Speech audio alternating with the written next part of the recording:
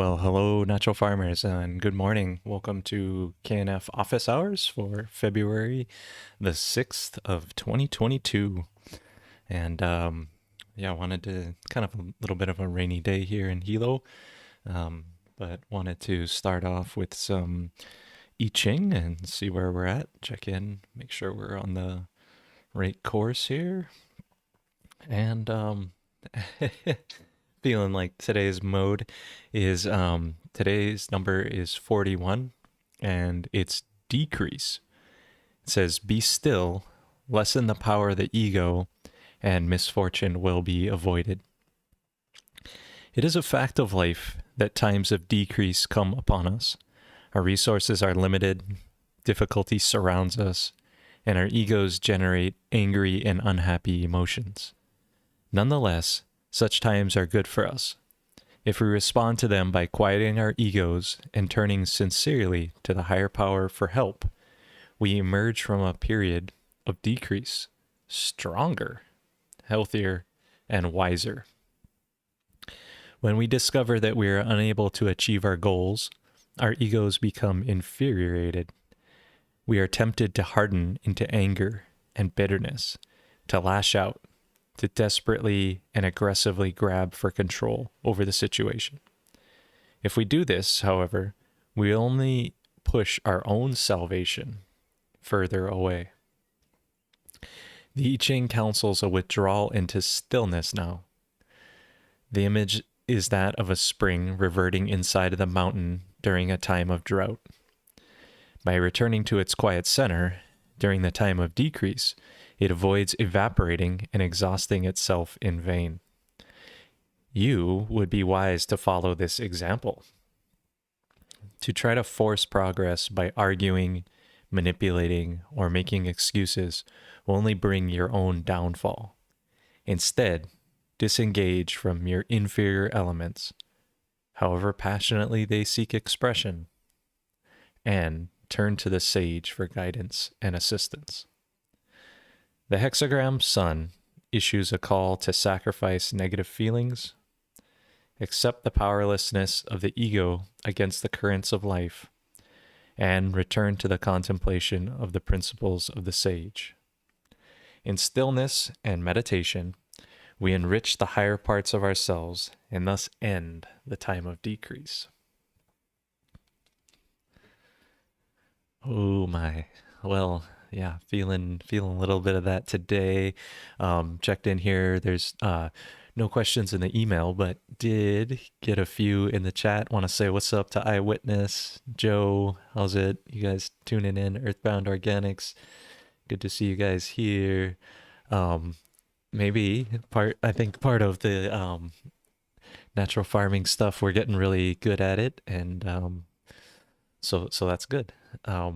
So first thing I wanted to jump into here, since there was a question in the chat about this, is getting to our brown rice vinegar. Hey, good morning. How's it, Stone Mason? What's up from Indiana? So I wanted to, there was a question in the chat here. Let's see. It says, it's hard to find organic brown rice vinegar where I live, but organic apple cider vinegar is easy. Are the chemicals in the conventional rice removed by the microbes in the vinegar process? Is ACV as good? So ACV apple cider vinegar. Okay, cool. This is a good question. This is a great question, and especially relevant as we scale Korean natural farming across the ocean, where when this comes from Korea and they are doing, a lot of rice cultivation there. So for them, brown rice vinegar is just available, at your basic like 7-Eleven or whatever Quickie Mart that you may have in your area. There's these shops all over Korea that's just, they carry this brown rice vinegar. So here in Hawaii, when we asked Master Cho, well, brown rice vinegar is kind of hard for us to get. We have to bring it across the ocean. We have to do all these things. So is there an easier way for us to make brown rice vinegar, and he said, well, why not use bananas? And a banana, if you think about it, is kind of like a giant rice. Um, in a weird sense, like imagine a rice plant got, 12, 15 feet tall, and the rice that got that big, it's just kind of like a banana hanging out of there on the rack, right? So they're kind of similar, that way. But Master Cho was saying that the important part is that you have a fruit vinegar. And somehow the fruit vinegar, when you do it, and fruit or grain, I should specify, because rice is not a fruit, right? It's a grain. So when you make this vinegar that way, somehow, I don't know, this is where I could use a little bit more expertise here, is in the but he says that the fruit vinegar alkalizes the cell. So the vinegar comes in, it finds where the cell is, it interacts with it, and it will flip the polarity from being acidic to being alkaline, which then releases things that may be clogged up in there. And that's why when I went to name vinegar, I called it a cleanser. So with all this known of like what's the function of it is to alkalinize your plants and your system, and to balance the acidifying effects of maybe the fermented plant juices, the KNF foods that you're using, which contain a lot of brown sugar, which tend to be acidic. When you can also include a KNF cleanser, which is this vinegar, which is acidic, but upon metabolization in this way, it becomes alkaline. And that alkalining factor is why Master Cho says to use brown rice vinegar. He also, a grain vinegar, a fruit vinegar, and apples fall right in that fruit zone. So, I should have done a TLDR. Yes, use apple cider vinegar. It is a fruit vinegar. And one caveat I want to add to it is if you can make your own vinegar, which I pulled up the recipe here, and it's basically adding 2 parts of water here to 1 part of KNF food that you've made from a fruit. Like say you make a food recipe for using this recipe here with apples, brown sugar, mix them, pour off a juice. That's your apple juice. This juice is then being added into a container, one part of that being the fruit, 2 parts of that being water, and trying to get it up about 2/3 full, 3/4 full, somewhere in that range, and then placing a breathable lid. This turns to a vinegar. And so the idea is that if you have a living vinegar, it's going to be much better than a store-bought, like pasteurized vinegar, because there's all kinds of amino acids and different things in there. So, some of the functions of cleanser that we may not think of is that it facilitates vegetative growth, affects the initial growth of leaves greatly. When it's applied to leaves, it helps form a wax layer, and that helps reduce diseases and insect damage. Cleanser improves the flexibility of a tree and increases its absorption ability when other things are sprayed. And again, that's what I'm saying, that alkalinizing. If something is stuck in a cell is acidic, and this acidic attracted food is there, if you alkalinize the cell, the acidic attracted food goes away, and then opens that cell surface and that binding site for more things to bind with. It also, acetic acid helps to sterilize and restrain bacterial growth. And it also helps maximize the effect of calcium. So, and cleanser in high concentration affects or accelerates reproductive growth. So if you're using vinegar in high concentrations, you may be able to accelerate that reproductive growth. So all these things about vinegar, to use a living vinegar, yes, any place that in Korean natural farming it calls for cleanser or brown rice vinegar, it's talking about using some kind of living fruit vinegar.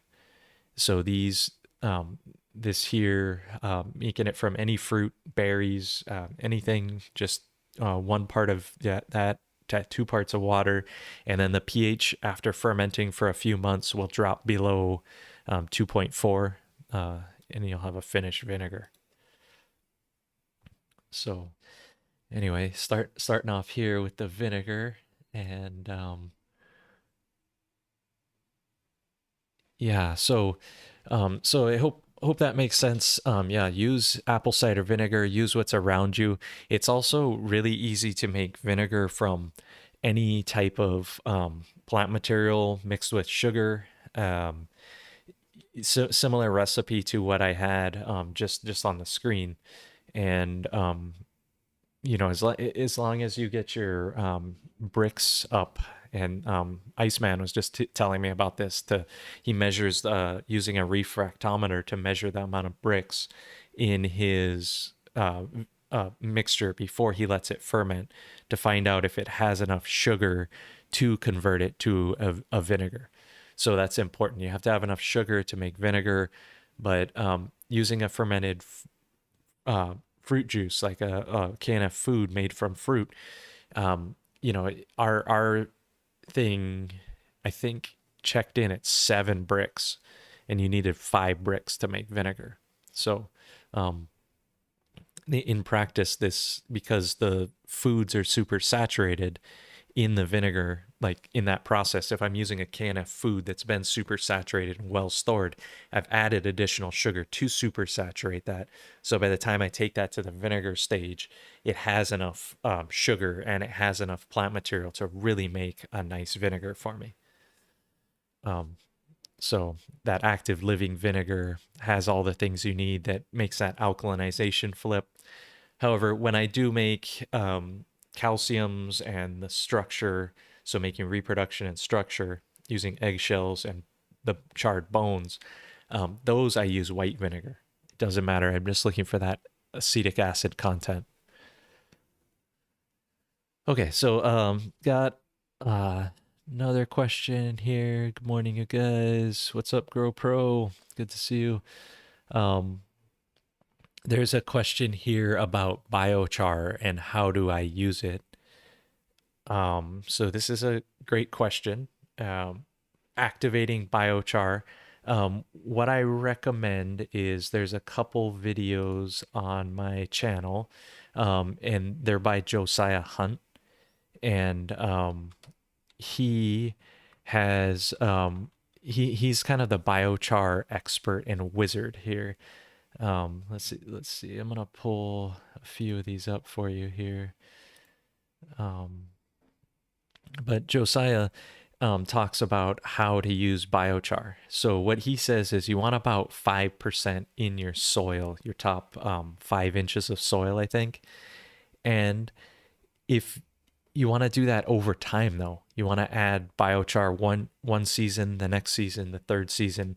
By that third season, if you can get your biochar up to 5%, it then has everything everything you need to like keep the moisture in the soil. Sorry, I'm kind of doing this other task over here at the same time. I just wanna this screen over here, transition this one, and then I'm gonna bring this window over.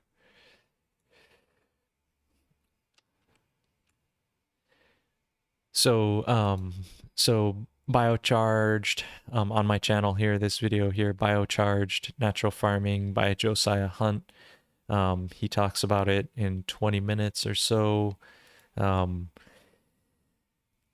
And he did a test plot at my place, and we grew amazing corn with it. What I recommend is pre-charging the biochar, though. If you're just using fresh biochar and putting that into your land, all this pore structure, this is biochar zoomed in here, and all these structures can be loaded with microbes as well as Korean natural farming nutrients. So if I make like a seed soaked tea and I include, all those, or a leaf soaked tea, and I put this biochar into this tea and it absorbs all of that into this pore structure here, that can be like, it's like a bank. He talks about it. here's the hyphae tapping directly into the biochar. So in my case, I just did the put biochar in my garden beds, and what I did is I soaked that biochar in fish amino acid and a little bit of microbes, and for about 15 minutes, and then I took that and I spread that biochar and then I raked it in lightly, so it was just in the top inch or so of my soil. And then after that, I came back and I also put down some dolomite at that time, which is kind of like a crushed coral, although dolomite's a little bit different than that. But it's like a mineral calcium with also manganese, I think, which is important. And my soil's just exhausted, so they say about dolomite, if you use it, it makes rich fathers but poor sons, meaning that it'll tend to burn up other things, but really helps me kickstart my soils into when I'm amending into like really poor soil area. And so the biochar went down with the dolomite, then that was raked in the top inch. Then I put down my IMO4 on top of that soil bed, and then put a bit more biochar that was there, that as I was watering the rest of that liquid into the soil bed, that's what I put there. So anyway, that's how I use it. The reasons to use it are all of these scientific papers here that Josiah goes over, looking at if they've added biochar, or what is this? Oh, like how much it can absorb of nutrients. It has to be heated up a certain amount. What else does he go over here? I don't know, but that talk. Then I also have this one, soil amendments in Hawai'i. Josiah came to talk to us at the Farmers Union. This is more of a lecture type thing, but he goes into all his uses. And I just set my iPad on the ground to record this video. And then Josiah presenting with his slides here. And this is how him using IMO4 with biochar, and look at that bloom out. I think he put in a little bit of fish into this, but he's using IMOs with biochar. And let's see here, what else does he have? Some papaya sprouts there. Let's see. Yeah, and I think this was like a cucumber trial. And so anyway, Josiah, if you really want to go deep on biochar, take, your methods of making it, and then he talks about it with natural farming. So these 3 videos, I'll link below, and do that.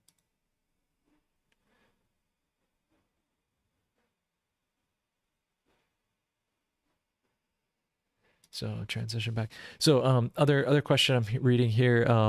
It says there's videos on BRV on YouTube, but it takes up to 6 months to mature. And making it basically, if you want to make a vinegar, the easiest way to do it is to make. I mean, not like the easiest way. The easiest way is the way I showed. Just pour the food in 1/3, pour water in 2/3, and then and let that ferment. Throw a mother in there, it'll happen even faster. But the other way to do it is that if you take alcohol, so go get wine and let it sit out, wine will turn from alcohol to vinegar. So that's why always, to make alcohol, you always have to have it airtight seal, because if you expose that alcohol to air, it will convert to vinegar. So if you're worried about, I don't have vinegar, and you want a living vinegar, maybe go buy some box wine or something. I'm not, I don't know if this is really a good suggestion at all, but it seems like an idea is, buy some box wine, put it into a container, expose it to air, add in some fresh grape skins, and let that turn into a wine and get that yeast. And I don't know, that might be an interesting idea. Has anyone ever tried that? I'm not sure. Oh, thanks GoPro for the sticker there. How's it going? It's going pretty good. Um, Rainy day here in Hilo. It's nice. It's been beautiful weather prior to this though. Been doing a whole bunch. Got my tractor fixed. Got the fuel filter changed. Refilled my pig pens up. I need one more. I need another load of wood chips. Refill one more pig pen. Actually, I got two more to fill. Um, and then this week also interesting development that I didn't get the pig food that I usually get. So I've been this week completely natural farm, off the farm, feeding my pigs. Usually I pick up some papayas in these big bins and pick them up and bring them here, which would otherwise be kind of like a waste product, and feed my livestock with it. But this week I went to the factory and no papayas there. So putting my banana forest to the test, and my sugar canes and all the things to really close the loop and feed the pigs here. So it's it's nothing like practical natural farming, living it, doing it, having the pigs, feeding the chickens, knowing what it takes to keep food in the stores and food on the tables. And I feel for so many people out there in the world that are living in cities and haven't had the opportunity to get your hands dirty and get into this stuff. But that's also why I think Korean natural farming is sort of this gateway into farming, because we're all farming our guts, and using natural farming, being able to drink these solutions, being able to bathe in these microbes, get these things on our skin, provides us immunological support, provides us just the essentials of our food is going down. And talk about the food nutrient meter and all that, and all those reasons to really start doing natural farming and getting into these things. So Sam is saying, I love your stuff, thank you. There, Korean heart for you. um I would suppose that water soluble potassium, one can use the whole tobacco leaves instead of just the stems. Is that correct? Okay.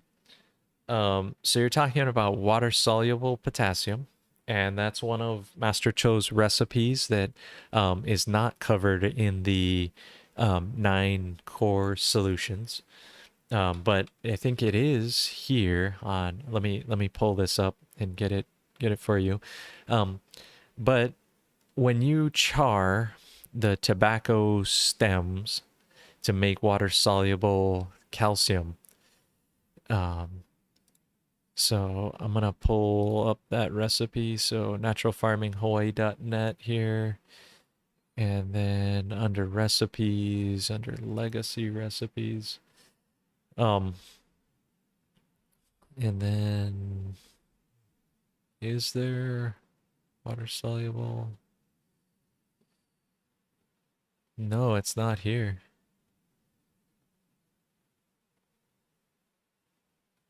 Okay. So it's not listed on this, but it is in that other book. So but basically you're charring the stems. The stems are where most of that potassium is located. Yeah. So I'm not sure if it would help to char the leaves. I suppose you could. I mean, you might want to just dry those and sell them to somebody and get those. Let me actually see. Let me pull up here. Let's see. The old book.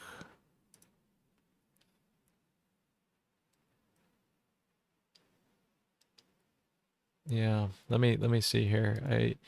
Man, you know, one thing is there's so much information by Master Cho.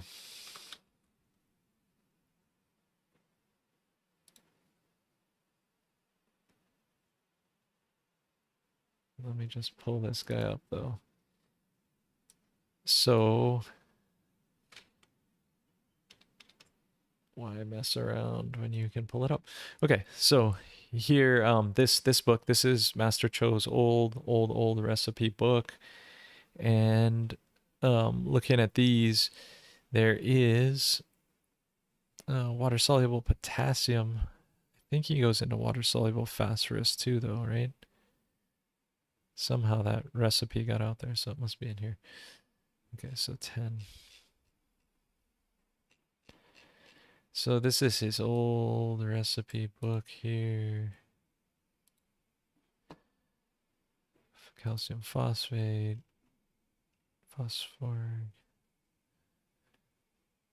Oh, WP potassium. They call instead of calling it a WSK, water soluble potassium.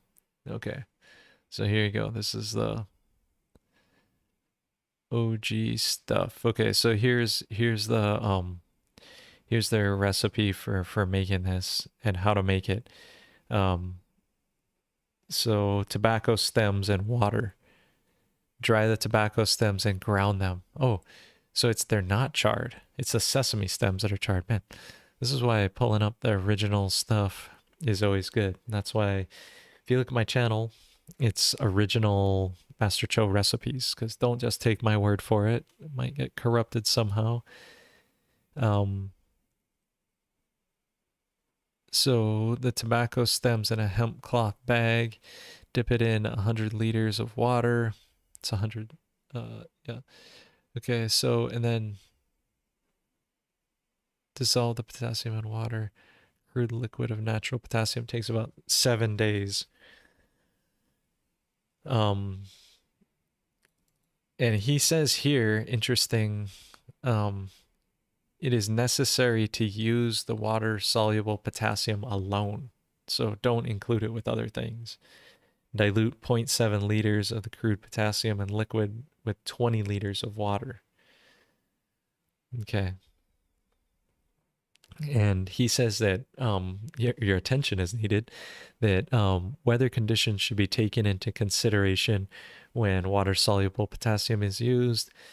If it's applied with nitrogen in a hot and humid condition, or what the potassium is given on a rainy day, the potassium may bring about a synergistic effect which helps the plant to absorb nitrogen, resulting in overgrowth. So if it's raining and you use this, you may overdo your plant, which is again why water soluble potassium here is not part of the 9 course solutions, even though clearly it's one of Master Cho's recipes. And here he's talking about, you know, what, like, why use potassium? What the heck? Like, do you guys know about this?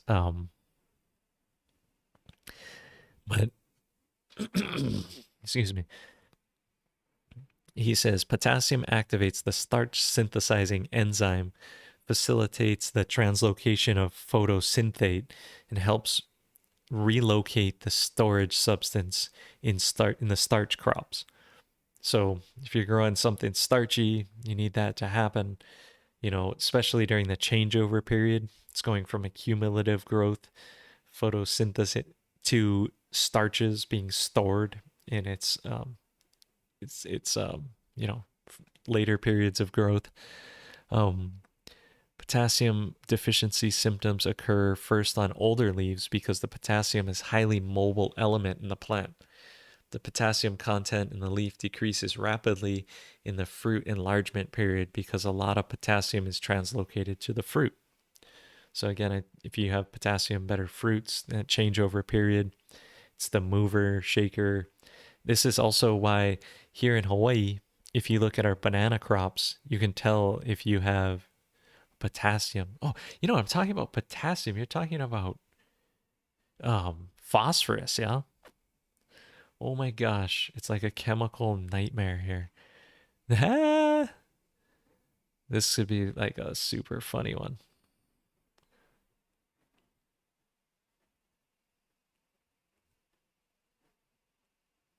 Oh, so is there any way you can check out this book yourself? Well, yeah, well, you can see it here, and then I should also put up a download link for this. You know what? You're talking about a different one. But you're talking about the tobacco, and this is the tobacco. So, you know what, man? Yeah, I think you were talking with the wrong WSK is what you're saying, but potassium, man. Okay, I don't want to get too off here because that was going, but I just got royally confused on this. I'm talking about potassium, and he was talking about phosphorus with K. That's why I was talking about charring sesame stems to make that. But okay. Anyway, um, yeah. So I was talking about bananas and potassium leaving the banana tree. The leaves will wilt and die while the racks of bananas are forming. So if you ever look and you see your bananas are there, but the plant above, all the leaves that are there are dead, it's because it's moved that potassium down into the banana plant itself. So if you spray this on there while you see that type of function happening, this water soluble potassium, you'll fix that.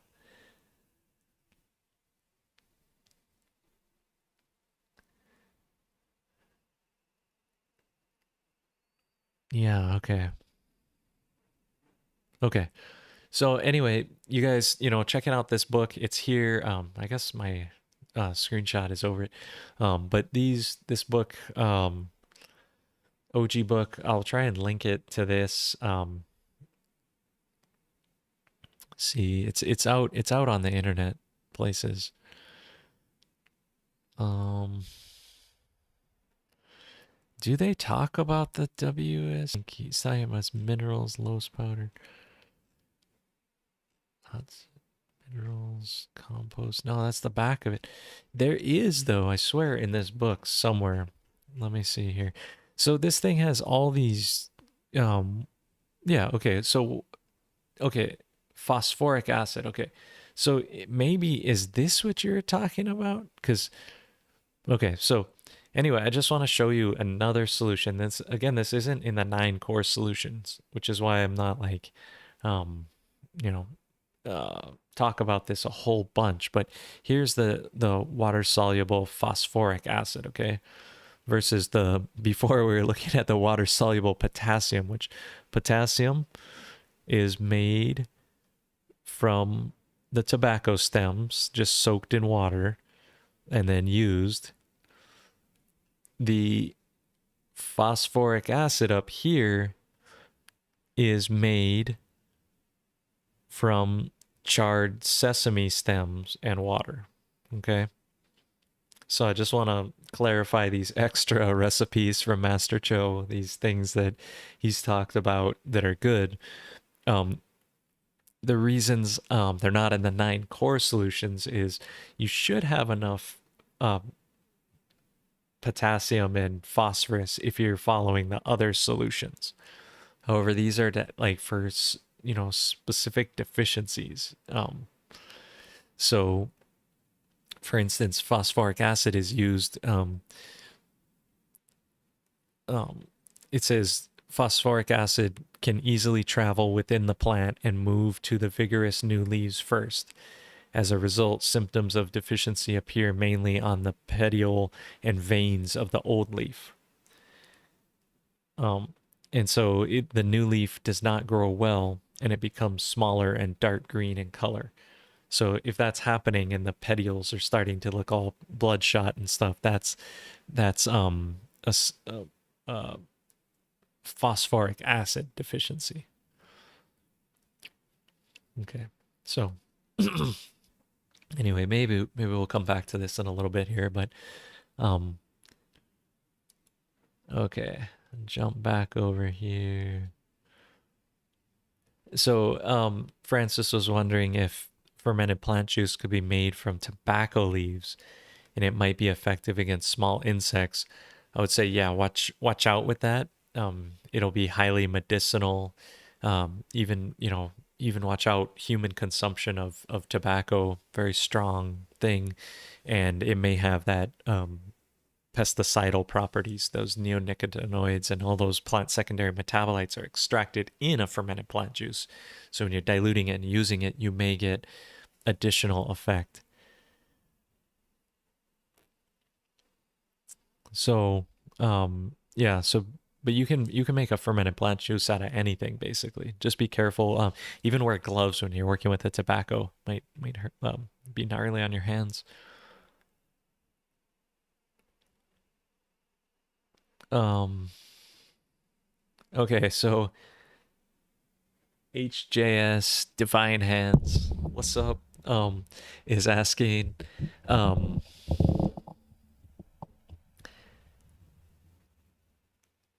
can you use any fish for FAA? Can you use any fish for FAA? Well, the best fish to use for FAA are the fermented, or excuse me, are deep water fish, like predatory fish. Um, Anchovies would also be a good thing. People use salmon; they're kind of oily. Um, but yeah, you can use any type of fish to make FAA. Let me just, since I have the OG book up here, let me just show you what Master Cho says on that. Let's see here. I'm pulling up this. He's asking about. Okay, so here it says the blue black fish. Okay, it's blue black fish may be used as well. So initially he's saying fish waste, and then blue black fish is a common name for blue colored fishes. For example, mackerel, Spanish mackerel, horse mackerel, saury, garfish, herring, yellowtail, sardines, salmon, sweetfish, bluefin tuna, skipjack tuna, anchovy. Blue black fishes have good proteins, amino acids, and fatty acids. So that fatty acid is something you should also remember. Those omegas and all that balance really is in DHA and EPA, which are well-known unsaturated fatty acids that are recognized as healthy food. Both DHA and EPA function to lower cholesterol level in diseases such as arterial sclerosis. Arterial sclerosis. It's a tongue twister. And high blood pressure. Blue black fish help children to be bright by supplying oxygen to their brain cells. Yeah, so it helps you think better. Maybe I should take some of that before I start the office hour here. Blue black fishes also prevent Alzheimer's disease in elderly people by preventing aging and death of brain cells. Wow. Blue black fish contain various abundant vitamins. Vitamin A prevents night blindness. So you can't see at night. What do you got to do? Drink your FAA. And it strengthens the immune system, which apparently this could be considered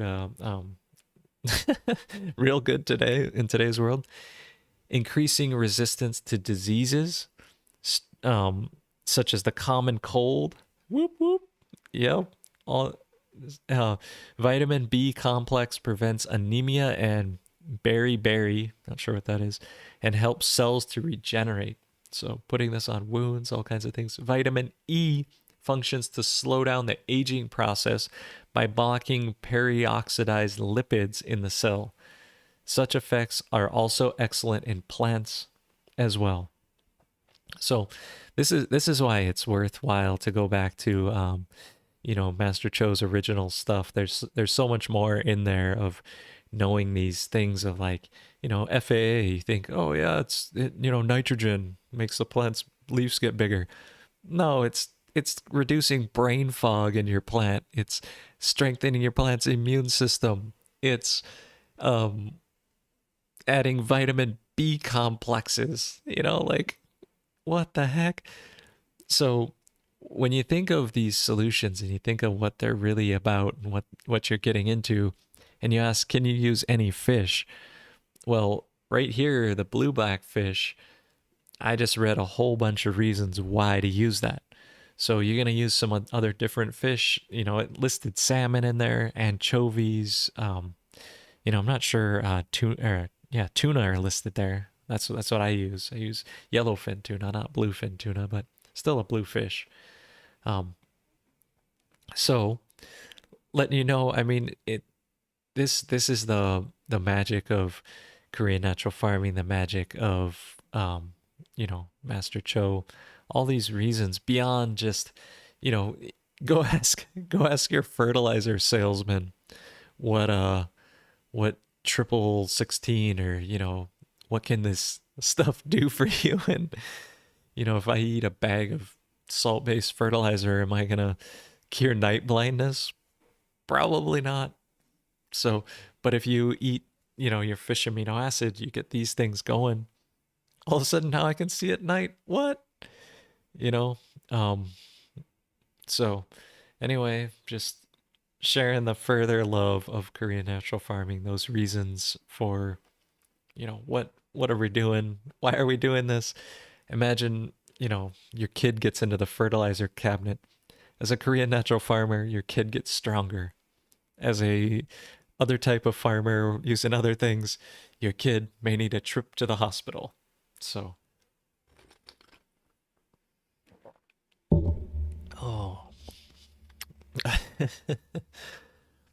All right. Well, let's see here. Um, so can you use any fish for FAA? Hopefully that answered it, but went way more in depth and the reasons of what and why. Um, let's see here. People are talking about more omega 3s. Um,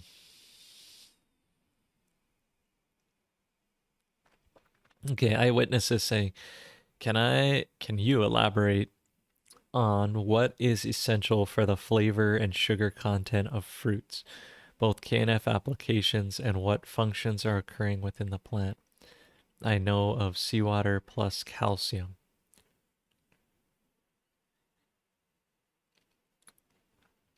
Okay. Okay. So I think the way I'm going to interpret this question is your eyewitness is asking what is the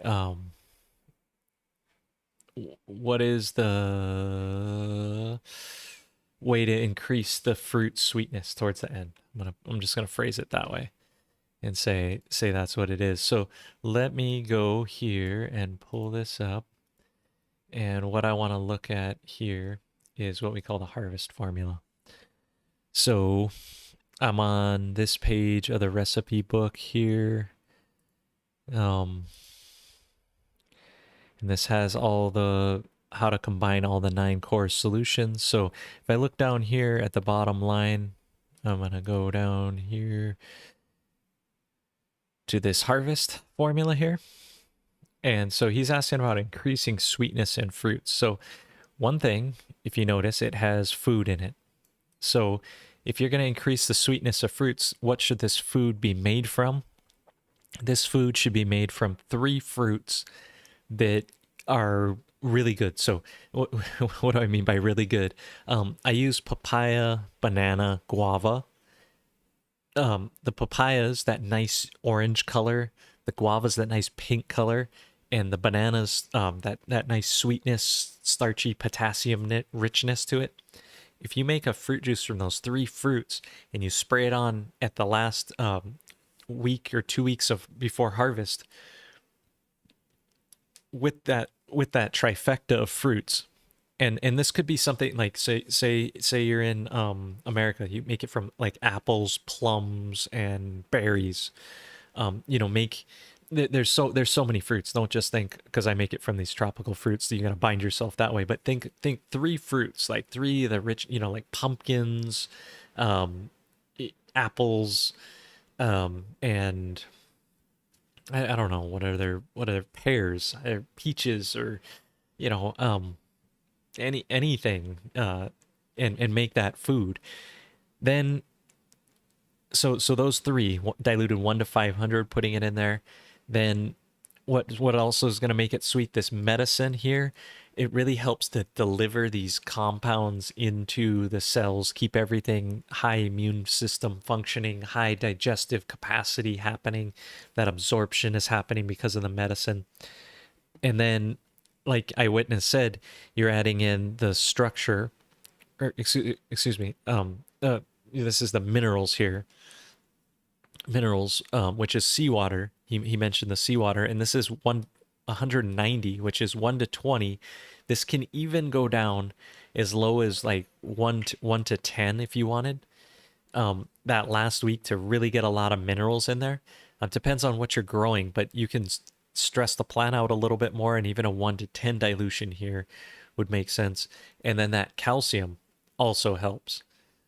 Um, and so adding this KNF reproduction, which is made from the eggshells, that reproduction, that egg, that helping that translocation, moving those minerals, getting them into place, and that's really what helps sweeten your fruits towards the end. So it's this formula right here, and formulating it properly and using it, that'll really help your keep those fruits sweet.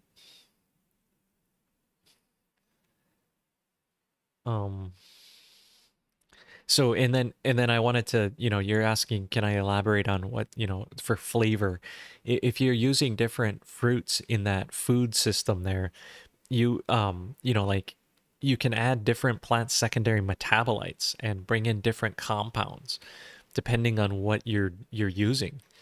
Um, if I make a food from mangoes and I'm putting that onto um, a lettuce that I'm about to harvest, it's going to have some of those compounds of that mango in there, those different terpenes and plant secondary metabolites that could translate through and create really interesting lettuce experience. Okay. And Goof Demand is saying to Goofman uh, that any fish is okay, but you heard those other reasons.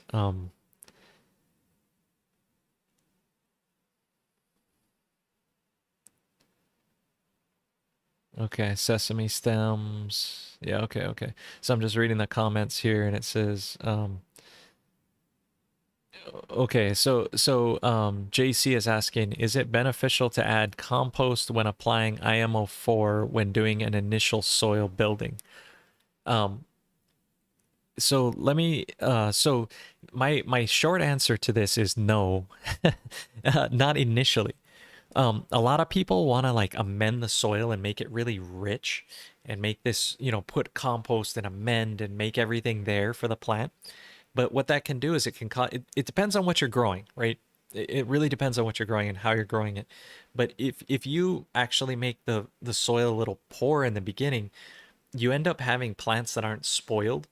And so if IMO4 is added, you build soil foundation, your soil's getting better and better and better over time, but each time you're putting down IMO4 before you're starting your bread prep, getting everything planted, get everything in, don't put the compost right then. That's like giving a kid extra food.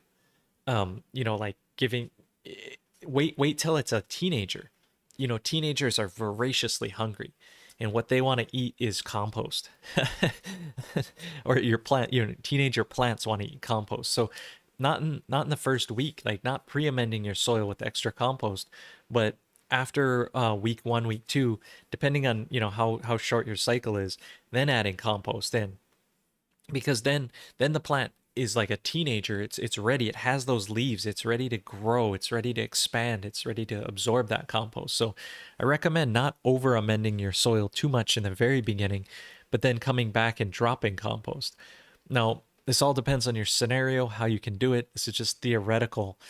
Do what works. Don't be like, oh, like I can't, if you only have one pass, do it all, compost, IMOs all at the same time, biochar, dolomite, your whole prep one time. But if you have ideal conditions. You're going to go out and you can top dress compost in a week or two after planting, after your plants are starting to get to that juvenile stage, after they're starting to be ready for that food, then give it to them. And it's what, especially at that same time, water this, spray the solutions, activate the biology, bring your whole soil to life right then. So, yeah. Okay. So hopefully that helps you out, JC, there a little bit on that theory. In practice, you got to do what you got to do, The theory is one thing, practice is another, really making it work. Um,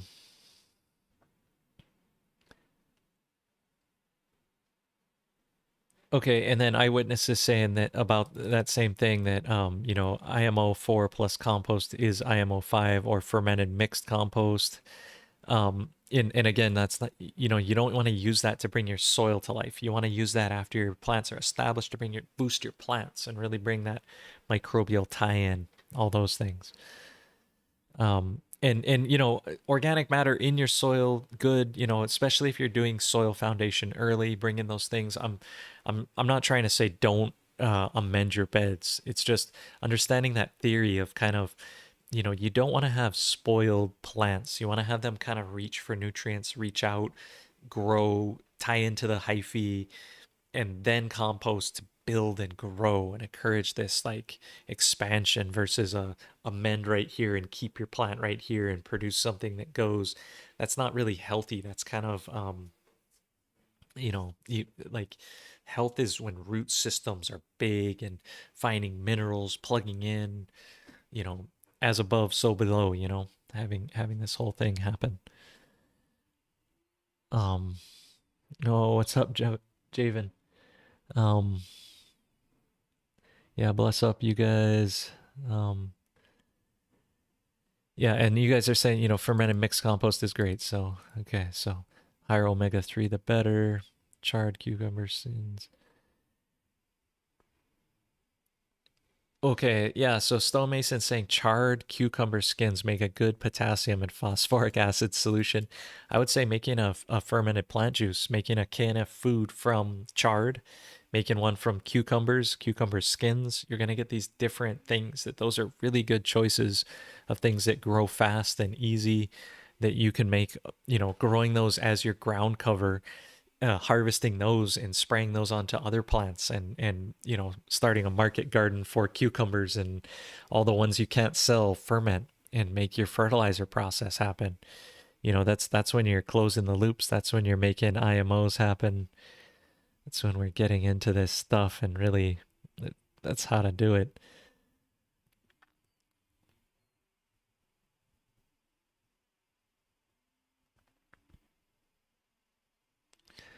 Yeah, okay, so we're getting into that, extracting chitin into water soluble with KNF methods. Is this true?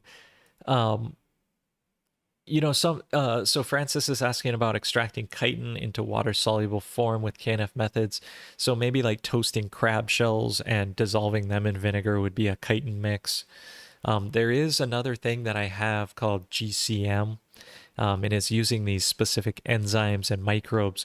And what they're doing is they're taking things like if you take worm compost and you brew it at a high temperature, meaning you keep the water at 100 110 degrees, somewhere up there, and brew it real aerobically with a bunch of nutrients, you'll get a bunch of chitin microbes to grow, and then you'll create chitinase enzyme in the water. And we did a whole trip to Korea in 2019 on that, and it was pretty awesome.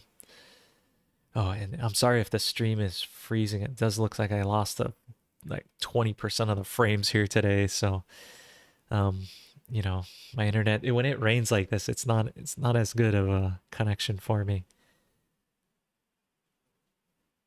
Yeah, thanks guys for checking out the other videos that I have out there. There's just tons of things. Spreading natural farming throughout the world is top priority. So go check those things out and do them. Sam is asking, can you use IMO2 for FAA? And I don't put any IMOs in my fermented amino acid. like my fish amino acid. I don't use any microbes, and those tend to eat the oils, the fats. I sugar fish, like just sugar fish. That's all you need. Don't complicate it with any IMO, any OHN, those things. No need. Um, Sugar fish, and it comes out amazing, sweet, tastes great. So, and then Ronnie is asking, is KNF Medicine the only tincture you make, or do you grow and use other medicinal herbs? Behind me over here, right there, is a one made from turmeric. It's called Olena in the Hawaiian language, and it's a medicinal herb similar to ginger. Can make one from like gall, those types of things. Medicinal herbs, anything like that. Make the same recipe as the KNF medicine. Figure out what those things do and use them and make them. It's a really good idea, Ronnie. Go for that. And people are saying IMO3 is needed for FAA. You don't need that. And could I talk about supersaturation and how to dilute from supersaturated for use, please? So when you everything should be supersaturated. If it's not, it's you are like it's not how the KNF recipes are designed. So to talk about supersaturation, one of the best ways I know how to do that is to look up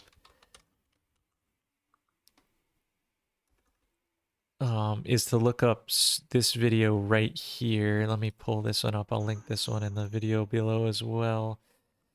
But this video here on supersaturation. So this one's called How to Supersaturate KNF Solutions. And basically what I do is I show, like I got these ferments here, and prior to this, there's I just poured this off. I'm not exactly sure what kind of, might have been a banana ferment, some sort of KNF food that I made. And when you look at it, I'm adding sugar to this. And let's see here. Play it here. Let's see. So